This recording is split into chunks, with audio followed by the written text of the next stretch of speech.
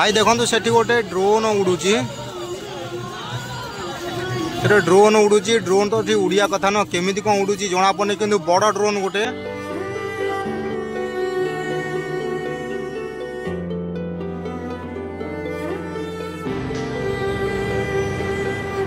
सांग माने यही स्थान को आपण मैंने समस्ते आसी किंतु यही जगह एभली दृश्य अच्छी बोली आप केवे भावी नथिबे। दक्षिण द्वार रे थिबा हनुमान देखंतु एबे आरती हेब संध्या समय आरती हेब भाई देखुंट रात्रि समय रे दिव्य अनुभूति मुझे अनुभव करुची पुरी श्री मंदिर को यही आश्रम छात उपर देखुची।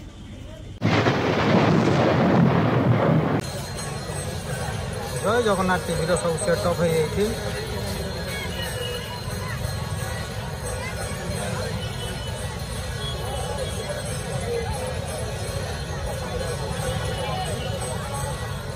चंद्रमा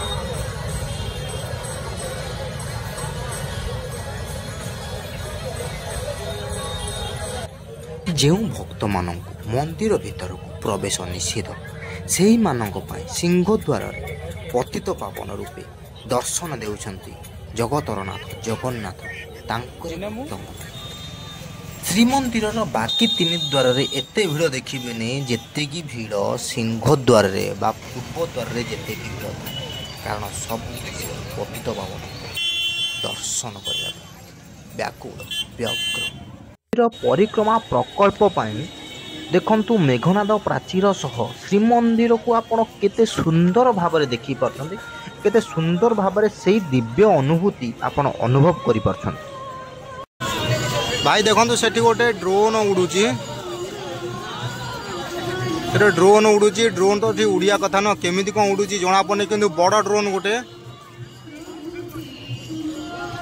केते बड़ ड्रोन गोटे उड़ूची ड्रोन मना किंतु ड्रोन उड़ूची देखो देखो यहाँ ड्रोन लाइट देखो उड़ूची भाई रात्रि दृश्य देखु यहाँ हूँ आमर दक्षिण द्वार देखु अश्वद्वार है तार उड़ूची तार ड्रोन गोटे किए उड़े कई जानी केमी कौन हो पार्छ मुझे जापारे तो आम मोबाइल रखीदे जीवु यही साइड पूरा मस्त व्यू देखा ठाकुर से पुणी जगन्नाथ मंदिर ऊपर उड़ू गोटे किए जानी द्वार हूँ मोबाइल आ जोता स्टाण्ड हूँ दक्षिण दिगरु तो देखु आम बर्तमान मंदिर बाहर को पलि आसा हूँ तार दक्षिण द्वार अश्व द्वार आउ सेठी श्री मंदिर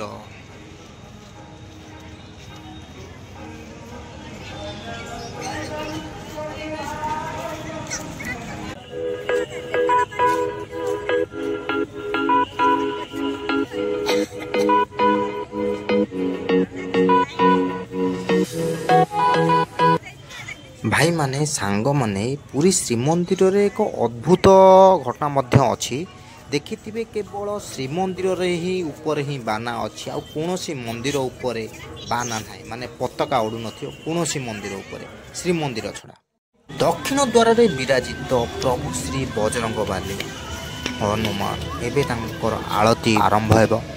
रात्रि दृश्य सब क्रांति पथिक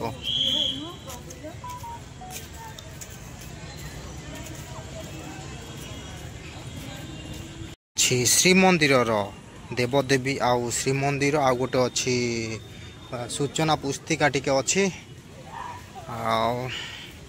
माने आपण माने देखुचंती आमे वर्तमान अछु श्रीमंदिर सामना रे देखंतु एठी गोटे चलची बुधे दुर्गा पाई चलची नव रात्रि पाई पछरे मो बो आगे देखुंत बड़दाण्ड सह परिक्रमा प्रकल्प आठी फ्लड लाइट पड़ी सीधा पड़ी कौटी पड़ी सीधा जगा मंदिर ये देखा जाने कारण एटा रोष घर आज गोटे नुआ जिनस देखिली ରୋଷଘର ପାଇଁ ବି ଆପଣ ଯାଇକି ବୁଲି ପାରିବେ। କିନ୍ତୁ ବାହାରୁ ଯାହା ଦେଖିବେ ଦେଖୁଛନ୍ତି এই ଯେଉଁ ମେଘନାଦ ପ୍ରାଚୀର ଅଛି ତାରି ପାଖେ ପାଖେ ବସିକି ଆପଣ ସେଇ ଖାଲରେ ଯାହା ଦେଖିବେ, ଆଉ ନହେଲେ ଅଲଗା କିଛି ନାହିଁ। ସେଠି ଦୁଇଟା ହେଉଛି କୂଅ ଅଛି, ଗୋଟେ ଯମୁନା କୂଅ ଆଉ ଗୋଟେ ଗଙ୍ଗା କୂଅ ଅଛି। ଦେଖନ୍ତୁ କେତେ ଲୋକ ଏଠି ସବୁ ବିଶ୍ରାମ ନେଉଛନ୍ତି। ଆଉ ସେଠି ହେଉଛି ଜଗାର ଦେଉଳ। ଯେତେବେଳେ ସକାଳୁ ଆସୁଥିଲୁ ଏତେ ଭିଡ଼ ନଥିଲା, କିନ୍ତୁ ବର୍ତ୍ତମାନ ସନ୍ଧ୍ୟାବେଳେ ପ୍ରବଳ ଭିଡ଼। ଆଉ ଆମ ପଛରେ ମୁଁ ଦେଖାଇ ଦେଉଛି, ଦେଖିପାରୁନଥାଏ କାରଣ ମୁଁ ଟୋଟାଲି ପଛରେ ଟିକେ ଡେପ୍ ସେନ୍ସ ଅନ୍ କରିଦେଇଛି। ଏବେ ଏଠି ଦେଖନ୍ତୁ କେତେ ଲୋକଙ୍କର ଭିଡ଼, ଭିଡ଼ ତ ଭିଡ଼, ପ୍ରବଳ ଭିଡ଼।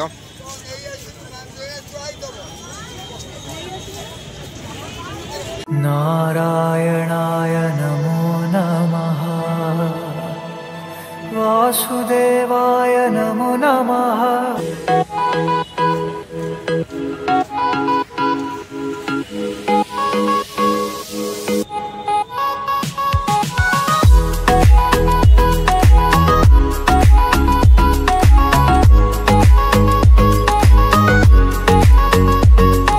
ଜୟ ଜଗନ୍ନାଥ। ଦେଖନ୍ତୁ କେତେ ସୁନ୍ଦର ଦୃଶ୍ୟ। ଦର୍ଶକ ବନ୍ଧୁ ଜାଣି ରଖନ୍ତୁ, ଶ୍ରୀମନ୍ଦିର ଭିତରେ କିଛି ଜରୁରୀ ସୂଚନା। ତ ଆପଣ ଯଦି ରୋଷଘର ବୁଲିବାକୁ ଚାହୁଁଛନ୍ତି ତାହେଲେ ତାହାର ଶୁଳ୍କ ପଡ଼ିବ 10 ଟଙ୍କା। ଆଉ କୋଇଲି ବୈକୁଣ୍ଠର ବି 10 ଟଙ୍କା। ଆହୁରି ଗୋଟେ ଜାଗାରେ ଅଛି ସେଠି ବି ପଡ଼ିବ 10 ଟଙ୍କା। ତ ଆଗକୁ ଆଉ ଗୋଟେ ଜାଗାରେ ସେଇଭଳିଆ ପରିଦର୍ଶନ ପାଇଁ ବି ଟିକଟ ବା ଶୁଳ୍କ ଲାଗୁ ହେବ। ତ ବର୍ତ୍ତମାନ ଲାଗୁ ହେଇନାହିଁ। ତ ଯଦି ଆପଣ ଶ୍ରୀମନ୍ଦିର ଭିତରକୁ ପରିଦର୍ଶନ କରୁଛନ୍ତି ତ ଗୋଟେ ଜାଗା ନିଶ୍ଚୟ ଯିବେ, ପଶ୍ଚିମ ଦ୍ୱାରକୁ ଯିବେ। ଦେଖିବେ ଯେଉଁ ସାଇଡ଼୍ରେ କାନପତା ହନୁମାନ ଅଛନ୍ତି ସେଇ ସାଇଡ଼୍ରେ ଗୋଟେ ବାଟ ଅଛି। ତ ଯେତେବେଳେ ଭିତରକୁ ପ୍ରବେଶ କରିବେ, ପ୍ରବେଶ କରିବା ଠିକ୍ ବାମ ପାର୍ଶ୍ୱରେ ଦେଖି ଗୋଟେ ବଡ଼ ଘଣ୍ଟିଟିଏ ଥୁଆ ହେଇଛି, ଯାହାକି ସେ ବୋଧେ ଫ୍ରାନ୍ସର ରାଜା ବୋଧେ ଦେଇଥିଲେ। ସେ ନୌକାରେ ଆସିଥିଲେ, ତାଙ୍କର କିଛି ସମୁଦ୍ର ମଝିରେ ଅଘଟଣ ଘଟିଲା। ତ ତାହାପରେ ସେ ଜଗନ୍ନାଥଙ୍କୁ ସ୍ମରଣ କଲେ, ତାହା ଫଳରେ କି ତାଙ୍କର ସେହି ବିପଦ ଟଳିଗଲା। ତାହାପରେ ସେଥିପାଇଁ ସେ ସେଠି ଗୋଟେ ଘଣ୍ଟି ମାନେ କ'ଣ କୁହନ୍ତି କି ଦାନ ସ୍ୱରୂପରେ ଦେଇଛନ୍ତି, ଜଗନ୍ନାଥ କୃପା ତାଙ୍କର ହେଇଛି ବୋଲି। ତ ଏଇଟା ଗୋଟେ ପୁରୀ ମନ୍ଦିରରେ ଗୋଟେ ଅନନ୍ୟ ଘଟଣା ମଧ୍ୟ ଅଛି, ଯେ କି ପୁରୀ ମଝିରେ ଘଣ୍ଟା ଏବଂ ଘଣ୍ଟି ବାଜି ନାହିଁ କୌଣସି ମନ୍ଦିରରେ। ତ ସେଥିପାଇଁ ସେଠି କେବଳ ସେଠି ଗୋଟେ ରଖା ହେଇଛି ସମସ୍ତଙ୍କୁ ଦେଖାଇବା ପାଇଁ, ଯେ କି ଏଠି ଘଣ୍ଟି ଗୋଟେ ଦେଇଛନ୍ତି। ଫ୍ରାନ୍ସର କି ଇଟାଲୀର ଜାଣିନେ, ବୋଧେ ଫ୍ରାନ୍ସର ହେଇଥିବେ। ତ ସେ ଦେଇଛନ୍ତି। ଆଉ ସେଇ ସ୍ଥାନରେ ଆଉ କିଛି ଦିନ ପରେ ଗୋଟେ ମ୍ୟୁଜିୟମ୍ ମଧ୍ୟ ହେବ। ଆଉ ସେଇ ସ୍ଥାନରେ ଗୋଟେ ଅଛି ଶିବ ମନ୍ଦିର ମଧ୍ୟ ଅଛି। ଭାଇ ସେଇ ସ୍ଥାନକୁ ନୀଳାଦ୍ରି ବିହାର ମଧ୍ୟ କୁହନ୍ତି। ତ ଆଉ ଗୋଟେ ପାର୍ଶ୍ୱରେ ଅଛି ଯାହାକି ଆମର ମାନେ ଦକ୍ଷିଣ ପଶ୍ଚିମ ଦ୍ୱାରରେ ସେଇ ସାଇଡ଼୍ରେ ଗୋଟେ ଅଛି ନିର୍ମାଲ୍ୟଖୋଳା, ଯାହାକି ମୁଁ ବୁଲିବାକୁ ଯାଇନି, କେବେ ନିଶ୍ଚିନ୍ତ ବୁଲିବାକୁ ଯିବି। ସେଠି ମଧ୍ୟ ଲାଗୁଛି ବୋଧେ ଶୁଳ୍କ। ଦର୍ଶକ ବନ୍ଧୁ କିଛି ଜାଣିବା କଥା ଦେଖନ୍ତୁ, ଶ୍ରୀମନ୍ଦିରରେ ବାହାର ପାର୍ଶ୍ୱରେ ଥିବା ପ୍ରାଚୀରକୁ ଆମେ କହୁ ମେଘନାଦ ପ୍ରାଚୀର। ଆଉ ଶ୍ରୀମନ୍ଦିରର ଚତୁଃପାର୍ଶ୍ୱରେ ଗୋଟେ ପ୍ରାଚୀର ଅଛି ଯାହାକି ଆନନ୍ଦ ବଜାର ଲାଗିକି, ତ ସେଇଟାକୁ କୁହନ୍ତି କୁର୍ମ ପ୍ରାଚୀର। ଶ୍ରୀମନ୍ଦିର ପରିସର ଭିତରେ 100ରୁ ଅଧିକ ମନ୍ଦିର ରହିଅଛି, ଯେଉଁ ମନ୍ଦିରରେ କୌଣସି ମନ୍ଦିର ଉପରେ ବାନା ବା ପତାକା ଉଡ଼ୁନି, କେବଳ ଶ୍ରୀମନ୍ଦିର ଛଡ଼ା। ଦେଖନ୍ତୁ ବଡ଼ଦାଣ୍ଡରେ ଭକ୍ତମାନେ ଆଶ୍ରୟ ନେଇଛନ୍ତି। ପ୍ରଭୁଙ୍କର ଦର୍ଶନ ପ୍ରାପ୍ତ ହୋଇ ସେମାନେ ଧନ୍ୟ ମନେକରି ବିଶ୍ରାମ ନେଉଛନ୍ତି। ଦେଖନ୍ତୁ ରାତି କେମିତି ପାହିଗଲା ଜଣାପଡ଼ିଲା ନାହିଁ। ତ ସକାଳୁ ଉଠି ଆମେ ଦର୍ଶନ କରୁଛୁ ଶ୍ରୀମନ୍ଦିର। ଦର୍ଶକ ବନ୍ଧୁ ଶ୍ରୀମନ୍ଦିରରେ ଗୋଟେ ଜାଗା ଅଛି ଚାହାଣୀ ମଣ୍ଡପ, ଜାଣନ୍ତି ସେଟା କେଉଁଠି ଅଛି? ତ ଦେଖନ୍ତୁ ଏଇଠି ଅଛି ଚାହାଣୀ ମଣ୍ଡପ। ତ ଆସନ୍ତୁ ଜାଣିବା ପ୍ରଭାତ କାଳୀନ ନୀତି। ପ୍ରଥମେ ଆରମ୍ଭ ହୁଏ ଦ୍ୱାର ଫିଟା, ତାହାପରେ ମଙ୍ଗଳ ଆଳତି, ତାପରେ ମଇଲମ, ତାହାପରେ ଅବକାଶ, ତାହାପରେ ମଇଲମ ଓ ବେଶ, ତାପରେ ରୋଷ ହୋମ, ତାହାପରେ ସୂର୍ଯ୍ୟ ପୂଜା, ତାପରେ ଦ୍ୱାରପାଳ ପୂଜା ଏବଂ ଗୋପାଳ ବଲ୍ଲଭ ଭୋଗ। ସକାଳୁ ସକାଳୁ ଶ୍ରୀମନ୍ଦିରର ଦର୍ଶନ। ଏ ହେଉଛି ସିଂହଦ୍ୱାର। ଚାଲନ୍ତୁ ଜାଣିବା ଅପରାହ୍ନ ନୀତିରେ ସବୁ କ'ଣ କ'ଣ ହୁଏ। ଅପରାହ୍ନ ନୀତିରେ ପ୍ରଥମ ହୁଏ ସକାଳ ଧୂପ, ତାପରେ ମଇଲମ ଓ ବେଶ, ଏବଂ ତାହାପରେ ହୁଏ ଭୋଗ ମଣ୍ଡପ ଭୋଗ, ଏବଂ ଶେଷରେ ହୁଏ ମଧ୍ୟାହ୍ନ ଧୂପ। ତ ଦର୍ଶକ ବନ୍ଧୁ ସକାଳ ଧୂପ କହିଲେ କ'ଣ ଜାଣନ୍ତି? ଶ୍ରୀ ବିଗ୍ରହମାନଙ୍କର ପ୍ରଥମ ଅନ୍ନ ଭୋଗ ହେଉଛି ସକାଳ ଧୂପ। ଆସ୍ତେ ଆସ୍ତେ ମେଘ ବାଦଲର ଆଚ୍ଛାଦନ ହେଇଯାଇଛି ପୁରୀ ସହର ଉପରେ। ଦର୍ଶକ ବନ୍ଧୁ, ଆମେ ଯେଉଁ ଅବଢ଼ା ଆନନ୍ଦ ବଜାରରେ ଖାଇଥାଉ ତାହା କେଉଁ ଭୋଗ ବା ଜାଣନ୍ତି? ସେହି ଭୋଗ ହେଉଛି ଭୋଗ ମଣ୍ଡପରେ ଯେଉଁ ଭୋଗ ହୋଇଥାଏ। ଆସନ୍ତୁ ଜାଣିବା ରାତ୍ରକାଳୀନ ନୀତି ବିଷୟରେ। ପ୍ରଥମ ହୁଏ ସନ୍ଧ୍ୟା ଆଳତି, ତାହାପରେ ହୁଏ ସନ୍ଧ୍ୟା ଧୂପ, ତାହାପରେ ହୁଏ ମଇଲମ ଓ ବେଶ, ତାହାପରେ ହୁଏ ଚନ୍ଦନ ଲାଗି ଏବଂ ତାହାପରେ ହୁଏ ବଡ଼ ସିଂହାର ବେଶ, ତାପରେ ବଡ଼ ସିଂହାର ଭୋଗ ଏବଂ ପରିଶେଷରେ ହୁଏ ରାତ୍ର ପହୁଡ଼। ଦେଖନ୍ତୁ, ଇଏ ହେଉଛି ଆମର କୁର୍ମ ପ୍ରାଚୀରର ଦ୍ୱାର। ଦେଖନ୍ତୁ, ସିଂହଦ୍ୱାର ସମ୍ମୁଖରେ ଅଛି ଯେଉଁ ସ୍ତମ୍ଭ ଅଛି ତାକୁ ଅରୁଣ ସ୍ତମ୍ଭ କୁହନ୍ତି ଏବଂ ସିଂହଦ୍ୱାରର ଦକ୍ଷିଣ ପାର୍ଶ୍ୱରେ ଯେଉଁ ଘରଟି ଅଛି ତାକୁ ଶ୍ରୀ ଜଗନ୍ନାଥ ମନ୍ଦିରର ସୂଚନା କେନ୍ଦ୍ର କୁହନ୍ତି। ଦର୍ଶକ ବନ୍ଧୁ, ଆପଣ ଯଦି ଶ୍ରୀମନ୍ଦିରର ଯେଉଁ ଅଛି ଭୋଗ ଭଣ୍ଡାର ସେଇଠୁ ଯଦି ଆପଣ ଭୋଗ ଆଣୁଛନ୍ତି ତାହେଲେ ନିଶ୍ଚିନ୍ତ ଆପଣଙ୍କୁ 551 ମିନିମମ୍ଟା ଆପଣଙ୍କ ଠାରୁ ନେବେ। ଦେଖୁଛନ୍ତି ଆମ ପଛରେ ଅଛି ପୁରୀ ଶ୍ରୀମନ୍ଦିର।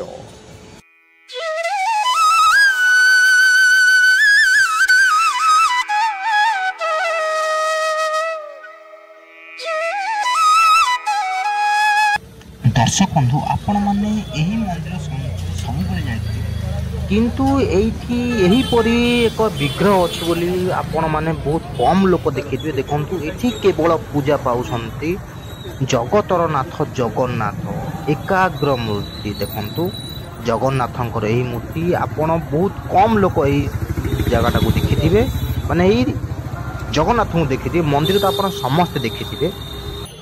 ସକାଳୁ ସକାଳୁ ଇନ୍ଦ୍ର ଦେବତା ବଡ଼ ଦାଣ୍ଡକୁ ନିଜର ବର୍ଷ ଦ୍ୱାରା ଧୋଇ ଦେଇଛନ୍ତି।